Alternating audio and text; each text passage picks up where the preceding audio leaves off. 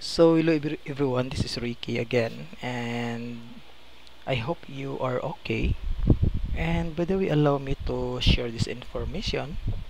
At sa gabing ito, ang isi-share ko sa inyo ay kung paano gumawa ng payslip at saka ng payroll summary using this application. So, sinimplify ko lang ang gagawin ng supposedly ng isang user ay magka-copy paste lang ng mga information patungo dito. So the rest, the application will give you the information that you want for your organization.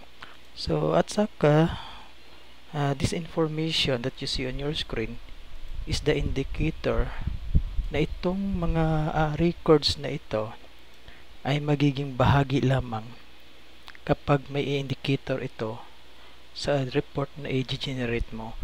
For example, ang report na gagawin ko ay report lang ni accounting. Ito for example, itong anim ba to? Itong anim na accounting na ito. Lagyan ko lang siya ng XXX. Ganyan. Then pagkatapos, i-generate natin siya. So gusto kong makita lahat ng payslip nito ng mga empleyado na ito. Ito lang i-click ko. So simula kay Jeremiah until kay Gabriel ay lalabas na yung payslip report niya.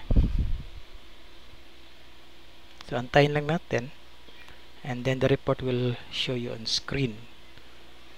So this is the report, and as you notice from Jeremiah, this one Jeremiah, until Gabriel, this one Gabriel. So as I have said, once I put the indicator here, similar to payroll slip and payroll summary,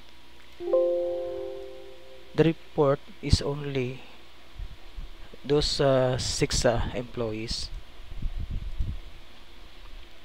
So this is the report, and this is the payslip,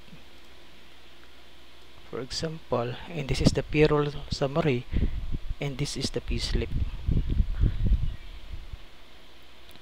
So I hope you enjoy watching this video and you get idea. So thank you everyone.